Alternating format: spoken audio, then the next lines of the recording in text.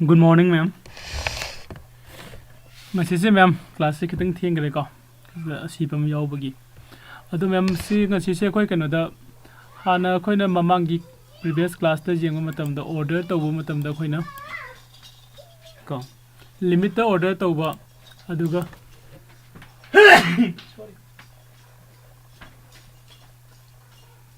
market ta order ta ba ko limit ta koi gi entry gi order lo ba aduga kena da market ta gi order entry order lo ba si de koi khangen na tra to pam na koi na sell ta bu matam da sell की order से कोई ना stop loss नट्रगे stop loss m दा नट्रगे ने कनो the limit दा sell तो बगे सिम से कोई सरक पो खंगे को अदो कोई ने entry लोबो मतम दा कोई की stop loss से नरगे entry लोबो सो ले को म्याम stop loss से नरगे entry लोबो याई नट्रगे ना GTT सिदा मखा दा लेबे GTT से को GTT से नरगे कोई entry लोबो से याई तो GTT लौरगा खुशी नरगे एंट्री लौबो से कमेंट तोगे कांदा कोइना कनो से कि से हजिक फाउदा कोइने येंगै से एंट्री लौबो मतमदा एंट्री खक्तंग लौरगा अदुगा कोन स्टॉप लॉस हापने नत्रा आदि कोन कोइना एग्जिट तौरमदाइदा एग्जिट तौरगे है कांदे स्टॉप लॉस हापको अदु हजिक लाइसिन कइना कांदा कोइना एंट्री लौबो मतम से को कोई सिदा एंट्री लौबो मतम सिदा नंगी स्टॉप लॉस को स्टॉप लॉस से को ये स्पेलिंग सॉरी को मैम स्टॉप लॉस अदुगा विथ नंगी टारगेट को आदि आगी स्टॉप लॉस ले कदाइ द ओहनसिगे नत्रगा आगी टारगेट से कदाइ द ओहनसिगे हाइबा को एंट्री तौबो मतम दा नंग नंगा सागी एंट्री को नंग एंट्री से लौबो मतम सिदा मसागी नंगी स्टॉप लॉस सु अदुगा नंगी टारगेट सु पुन्ना एंट्री लौबो याबो बा हाइदि बसिगी एंट्री खुलौ से अखोइना सिदति यादे को सपोज दैना सेन सिदा लौरे खलसी क्वांटिटी लौरे आइना मार्केट के प्राइस ते लौरे सिदा स्टॉप लॉस थमगा लौबो यारोय को लिमिट ते लौरे खलो स्टॉप लॉस थमगा लौबो यारोय को अदो कोइना जिक पामै सिन आइना सि एंट्री लौबो मतम सिदा स्टॉप लॉस सु थमबा अदुगा आइगी होरेन आइगी टारगेट सु आइदी मार्केट सिदा आइना से सपोज आइना 100 ता आइना एंट्री लौरे खलसिब आइगी एंट्री पॉइंट से को से मार्केट के आइगी एंट्री पॉइंट से एट 100 रुपीस ता निखलसिब देखो मैम अदुगा आइना परमिशन आइगी स्टॉप लॉस है स्टॉप लॉस से कदाइ दा पामे को 90 का 5 रुपीस है सीधा स्टॉप लॉस से पामे तो अदुगा मसागी आगे टारगेट को टारगेट सिना एट को 110 रुपीस से सोइदा पामे नि खलसी एको हाइ बसिगी अहुम मक्सिसी ऑर्डर अहुम तौदिनि नत्रा एंट्री की ऑर्डर अमा first order second order stop loss third order target हाइ रिबेसी की ऑर्डर अहुम से वन टाइम द पुल अप कोई एग्जीक्यूट तो हनबा याबा अदुगुम ऑप्शन को हाइ रिबो ऑप्शन से अखोने यूज सिजनगे हारिगदी सागी सिदा अमला इसे जीटीटी से सिनरगदी हारिबेसी की अहुम से लोइन ngame को जीटीटी से कदाइ दि यावगे हारिगदी नाम पु लेरे सिदा कोगी आइना सिदा रेगुलर लौरे लॉन्ग टर्म दे लौरे को अदुगा ए क्वांटिटी अपाम 10 क्वांटिटी लौरे खलसी मार्केट एंट्री लौरे लिमिट लौरे नंग अपामबनी को एंट्री की ओइना सी ऑर्डर से ओरनी तो पम मखा दा जीटीटी स्टॉप लॉस है सिदा क्लिक तो पियो सिदा माना 5% है इ रही से को -5% नंगी यूज तौरी अमाउंट उदगी -5% हाइबनी को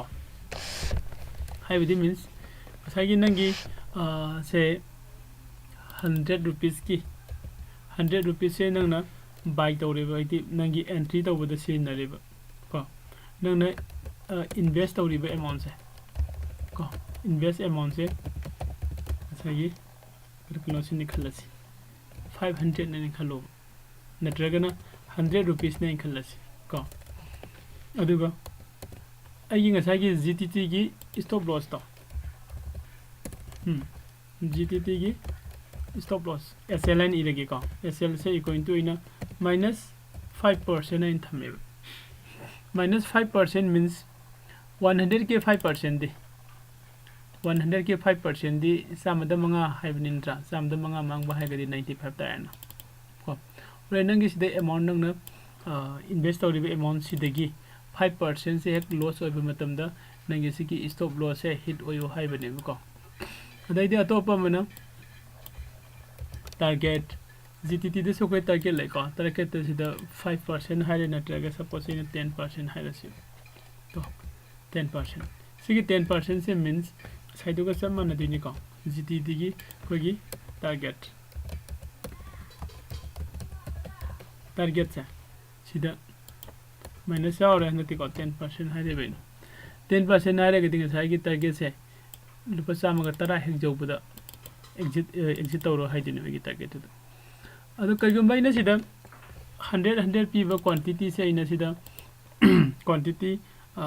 मंगा लौरे खलसी नत्रगा तरा लौरे खलसी तरा लौरे 1000 वरनि नसा सुमिको अदो 1000 से कोई 5% लॉस त लागदी पयं खई वरनि अदुगा 10% प्रॉफिट त लागदी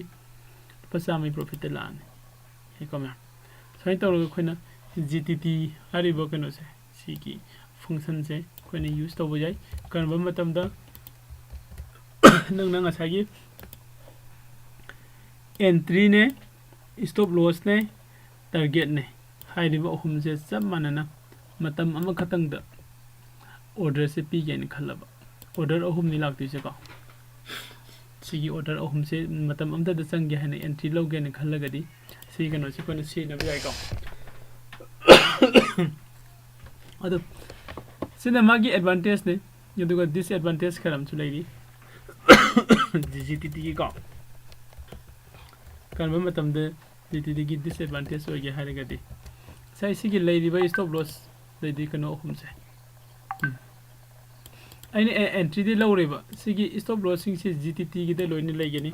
कदाइ दे लेगेने कंदा खोइना मार्केट ते एंट्री लौरबा मतुंग द ऑर्डर की मनुंग सिदा GTT ने लेरिसा GTT सिदा खोगी ओपन ऑर्डर द लोइन लेनी पेंडिंग ऑर्डर द एको पेंडिंग ऑर्डर द लेगेनी करबा मतम लेगेनी हाई कंदा को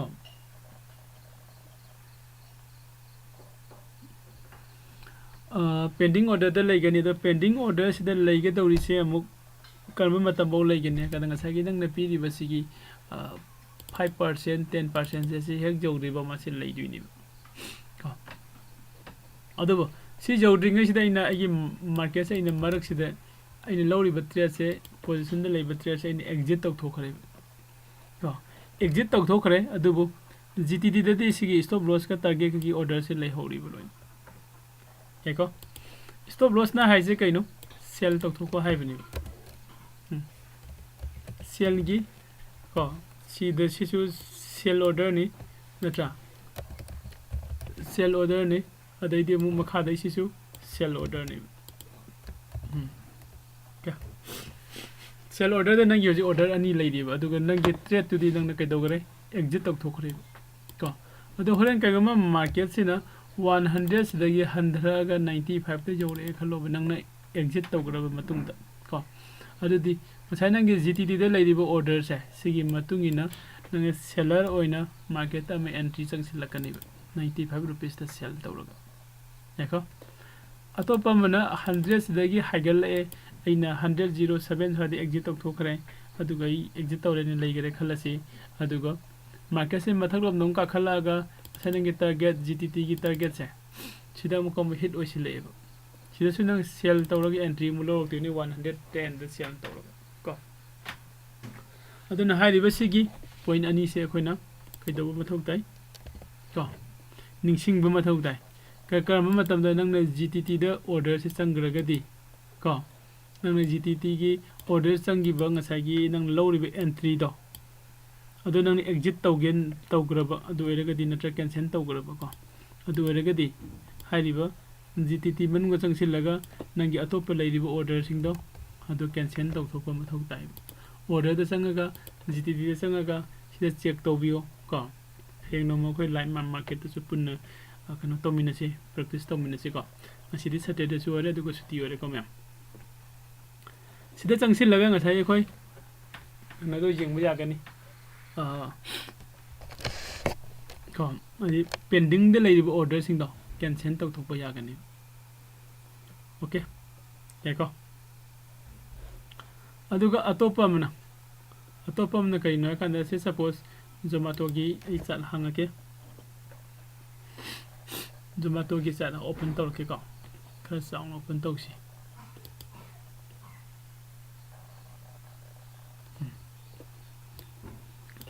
ꯁꯤ ꯂꯩ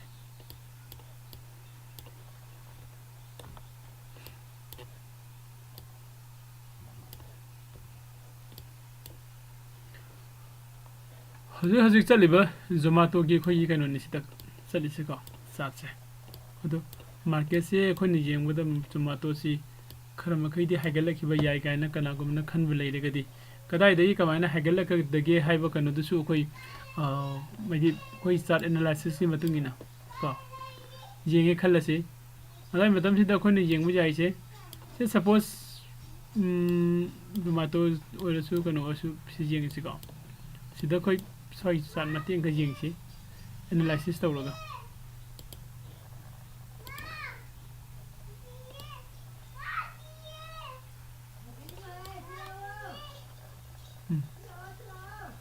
ꯁꯤꯁꯤꯅ ꯑꯩꯈꯣꯏꯅ ꯍꯌꯦꯡ ꯇꯦꯛꯅꯤꯀꯦꯜ ꯑꯦꯅꯥꯂꯥꯏꯁꯤꯁ ꯇꯧꯔꯛꯄ ꯃꯇꯝꯗ ꯑꯩꯈꯣꯏꯒꯤ ꯀꯩꯅꯣꯁꯦ ꯍꯥꯏꯗꯤ ꯇ꯭ꯔꯥꯏꯡꯒꯜꯒꯤ ꯁꯦꯞ ꯀꯥꯏꯅ ꯁꯨꯃꯥꯏꯅꯒ ꯂꯩꯌꯦꯕ ꯆꯥꯎꯔꯥꯛꯄ ꯖꯁ ꯑꯦꯛꯖꯥꯝꯄꯜꯒꯤꯅꯤꯀꯣ ꯑꯩꯁꯦ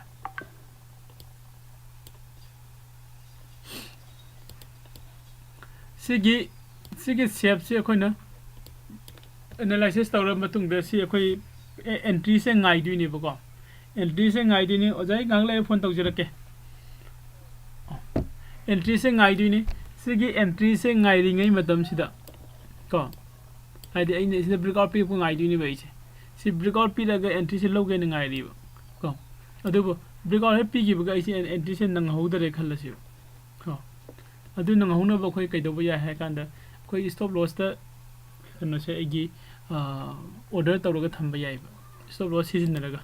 ꯁ꯭ꯇꯣꯞ ꯂꯣꯁ ꯀꯃꯥꯏꯅ ꯁꯤꯖꯤꯟꯅꯔꯒ ꯑꯣꯔꯗꯔ ꯇꯧꯗꯣꯏꯅꯣ ꯀꯥꯟꯗ ꯑꯩ ꯕꯥꯏꯗ ꯆꯪꯉꯛꯇꯣꯏꯅꯤ ꯀꯣ ꯕꯥꯏꯗ ꯆꯪꯉꯛꯇꯣꯏꯅꯤ ꯑꯗꯨꯒ ꯁ꯭ꯇꯣꯞ ꯂꯣꯁꯁꯦ SL ꯅꯝꯕꯅꯤ SLꯁꯤꯗ ꯑꯩꯅ ꯍꯥꯏꯗꯣꯏꯁꯦ ꯍꯣꯔꯦꯟ ꯃꯥꯔꯀꯦꯠꯁꯤꯅ ꯀꯔꯤꯒꯨꯝꯕ ꯍꯥꯏꯗꯤ 60ꯗꯒꯤꯅ ꯀꯣ ꯅꯠꯇ꯭ꯔꯒꯅ ꯁꯦ 50ꯒ 9ꯗꯒꯤꯅ 60 ꯐꯥꯎꯒꯤ ꯍꯦꯛ ꯃꯔꯛꯁꯤ ꯌꯧꯔꯛꯄ ꯃꯇꯝꯗ ꯑꯩꯒꯤ 100 ꯀ꯭ꯋꯥꯟꯇꯤꯇꯤꯁꯦ ꯀꯣ ꯕꯥꯏ ꯇꯧ ꯍꯥꯏꯅ ꯊꯝꯒꯗꯧꯕ ꯌꯥꯏꯀꯣ ꯁꯤꯒꯨꯝꯕ ꯀꯩꯅꯣꯁꯤꯁꯨ ꯃꯌꯥꯝ ꯑꯃ ꯊꯣꯛꯏꯀꯣ ꯍꯥꯏꯔꯤꯕ ꯁꯤ ꯑꯩꯈꯣꯏꯅ ꯀꯗꯥꯏꯗꯒꯤ ꯀꯃꯥꯏꯅ ꯐꯪꯒꯦ ꯍꯥꯏ ꯀꯥꯟꯗ ꯉꯁꯥꯏꯒꯤ ꯃꯥꯔꯀꯦꯠꯁꯦ ꯁꯤꯗ ꯍꯥꯏꯒꯠꯂꯛꯑꯦ ꯈꯜꯂꯁꯤ ꯀꯣ ꯁꯤꯗ ꯑꯩꯈꯣꯏꯒꯤ ꯁꯄ꯭ꯂꯥꯏ ꯖꯣꯟ ꯑꯃ ꯌꯧꯔꯦꯕ ꯁꯄ꯭ꯂꯥꯏ ꯖꯣꯟꯁꯤ ꯌꯥꯝꯅ ꯁ꯭ꯇ꯭ꯔꯣꯡ ꯑꯣꯏꯕ ꯁꯄ꯭ꯂꯥꯏ ꯖꯣꯟ ꯍꯥꯏꯅ ꯂꯧꯔꯁꯤ ꯍꯥꯏꯔꯤꯕ ꯁꯄ꯭ꯂꯥꯏ ꯖꯣꯟꯁꯤꯗꯒꯤ ꯃꯥꯔꯀꯦꯠꯁꯦ ꯃꯈꯥꯔꯣꯝꯗ ꯍꯥꯏꯊꯔꯛꯄꯒꯤ ꯆꯥꯟꯁꯦꯁꯁꯦ ꯂꯩꯔꯦꯕ ꯀꯣ ꯍꯥꯏꯊꯔꯛꯄꯁꯤꯗ ꯁꯤꯗ ꯑꯩꯅ ꯑꯃꯨꯛ ꯁ꯭ꯋꯥꯏ ꯃꯈꯥꯁꯦ ꯍꯦꯛ ꯌꯧꯔꯒꯗꯤ ꯑꯩ ꯕꯥꯏ ꯇꯧꯔꯒ ꯑꯦꯟꯇ꯭ꯔꯤ ꯂꯧꯒꯦꯅ ꯊꯝꯃꯦꯕ ꯀꯣ ꯑꯩ ꯁꯤꯗ ꯑꯦꯟꯇ꯭ꯔꯤ ꯂꯧꯒꯦꯅ ꯈꯜꯂꯦꯕ ꯑꯣꯀꯦ ꯁꯤꯗꯩꯅ ꯑꯦꯟꯇ꯭री ꯂꯧꯒꯦꯅ ꯈꯜꯂꯛꯄ ꯃꯇꯝꯁꯦ ꯁꯤꯁꯤꯗ ꯑꯩꯈꯣꯏ ꯁ꯭ꯇꯣꯞ ꯂꯣꯁꯁꯦ ꯁꯤꯖꯤꯟꯅꯔꯒ ꯑꯣꯔꯗꯔ ꯇꯧꯕ ꯌꯥꯕꯒꯤ ꯆꯥꯟꯁ ꯂꯩꯌꯦꯕ ꯅꯠꯇ꯭ꯔꯒꯅ ꯀꯣ ꯃꯥꯔꯀꯦꯠꯁꯦ ꯁꯤꯗ ꯊꯨꯒꯥꯏꯔꯒ ꯃꯊꯛꯇ ꯀꯥꯈꯠꯈꯤꯗꯣꯔꯦ ꯈꯜꯂꯁꯤ ꯁ꯭ꯋꯥꯏꯗꯗꯤ ꯑꯩ ꯂꯧꯔꯔꯣꯏ ꯁꯤꯗꯒꯤ ꯈꯤꯇꯪ ꯍꯦꯛ ꯍꯦꯟꯒꯠꯂꯛꯄꯗ ꯃꯥꯔꯀꯦꯠꯁꯦ ꯂꯧꯒꯦ ꯍꯥꯏꯅ ꯈꯜꯂꯦ ꯁꯤꯒꯤ ꯃꯄꯥꯁꯤꯗ 120ꯒꯤ ꯄ꯭ꯔꯥꯏꯁꯇ ꯂꯩ ꯍꯥꯏꯅ ꯂꯧꯔꯁꯦꯕ ꯁꯄꯣꯁ ꯍꯥꯏꯔꯤꯕ ꯁꯤꯒꯤ ꯄ꯭ꯔꯥꯏꯁ ꯃꯄꯥꯁꯤꯗ ꯑꯩ 120ꯁꯤꯗ ꯑꯩꯒꯤ ꯑꯩꯈꯣꯏꯒꯤ ꯉꯁꯥꯏꯒꯤ ꯁ꯭ꯇꯣꯞ ꯂꯣꯁꯀꯤ ꯀꯩꯅꯣꯁꯦ ꯌꯨꯁ ꯇꯧꯔꯒ ꯊꯝꯕ ꯌꯥꯏꯀꯣ ꯑꯗꯨꯝ ꯁꯤ ꯁꯄꯣꯁ ꯑꯩꯗꯤ ꯁꯤꯗ 100 ꯀꯩꯅꯣꯃꯨꯛꯇꯅꯦꯕ ꯀ꯭ꯋꯥꯟꯇꯤꯇꯤ ꯈꯛꯇꯅꯤ ꯑꯩꯅ ꯑꯣꯔꯗꯔ ꯇꯧꯔꯤꯁꯦꯀꯣ ꯑꯩꯅ 1 ꯂꯥꯈꯁꯤ ꯀ꯭ꯋꯥꯟꯇꯤꯇꯤꯁꯤ ꯑꯣꯔꯗꯔ ꯇꯧꯔꯛꯑꯒꯗꯤ ꯑꯩꯅ 59ꯗꯩꯅ 60 ꯐꯥꯎꯒꯤ ꯃꯅꯨꯡꯗ ꯑꯣꯔꯗर ꯇꯧꯁꯤꯜꯂꯤꯁꯦ ꯐꯪꯒꯗ꯭ꯔꯥ ꯃꯁꯤꯡꯁꯦ ꯐꯪꯕꯒꯤ ꯆꯥꯟꯁ ꯌꯥꯝ ꯅꯦꯝꯃꯤꯀꯣ ꯑꯗꯨꯅ ꯁꯤꯒꯨꯝꯕ ꯃꯇꯝꯗ ꯑꯩꯈꯣꯏꯅ ꯁꯤꯒꯤ ꯁ꯭ꯇꯣꯞ ꯂꯣꯁ ꯑꯣꯔꯗꯔꯁꯦ ꯌꯥꯝꯅ ꯏꯝꯄꯣꯔꯇꯦꯟ ꯑꯣꯏꯔꯛꯏꯀꯣ ꯑꯩꯅ ꯁꯤꯗ 55ꯇꯒꯤꯅ 60 ꯐꯥꯎꯒꯤ ꯃꯅꯨꯡꯗ ꯁꯦꯜ ꯇꯧꯔꯛꯄ ꯃꯈꯩꯗꯣ ꯑꯗꯨꯗ ꯀ꯭ꯋꯥꯟꯇꯤꯇꯤ 1 ꯂꯥꯈ ꯂꯩꯁꯤꯜꯂꯣ ꯍꯥꯏꯗꯤ ꯐꯪꯕ ꯌꯥꯏꯕ ꯀꯣ ꯑꯗꯨ ꯅꯠꯇꯕꯗ ꯑꯣꯟꯂꯤ ꯀꯣ ꯑꯩꯈꯣꯏꯒꯤ 55 ꯔꯨꯄꯤꯁ ꯈꯛꯇꯪ ꯄꯤꯕꯁꯤꯗ ꯑꯩꯅ ꯑꯩꯒꯤ ꯀꯩꯅꯣꯁꯦ ꯕꯥꯏ ꯇꯧꯁꯤꯜꯂꯣ ꯍꯥꯏꯗꯤ ꯐꯪꯉꯔꯣꯏꯕ ꯀꯣ ओके अदन सिगुम्बा कंडीशन सिदा कोइना एसएल से सिजिनगनी को कोई एंट्री लौब मतम द सिजिनबा याय यानी को Okay. ꯑꯗꯣ ꯍꯧꯖꯤꯛꯐꯥꯎꯗ ꯑꯩꯈꯣꯏꯅ ꯌꯦꯡꯉꯩꯁꯤ ꯑꯩꯈꯣꯏ ꯕꯥꯏ ꯇꯧꯕꯒꯤ ꯁꯦꯜ ꯇꯧꯕꯒꯤ ꯁ꯭ꯇꯣꯞ ꯂꯣꯁ ꯅꯠꯇ꯭ꯔꯥ ꯑꯗꯩꯗꯤ ꯂꯣꯡ ꯇꯥꯔꯝ ꯁꯣ ꯀꯩꯅꯣꯗꯩꯗꯤ ꯑꯩꯈꯣꯏꯒꯤ MIS ꯑꯩꯈꯣꯏ stop loss and target GTT ꯑꯌꯥꯝꯕꯅ ꯂꯣꯏꯅ ꯑꯩꯈꯣꯏ ꯗꯤꯁꯀꯁꯟ ꯇꯧꯔꯦꯀꯣ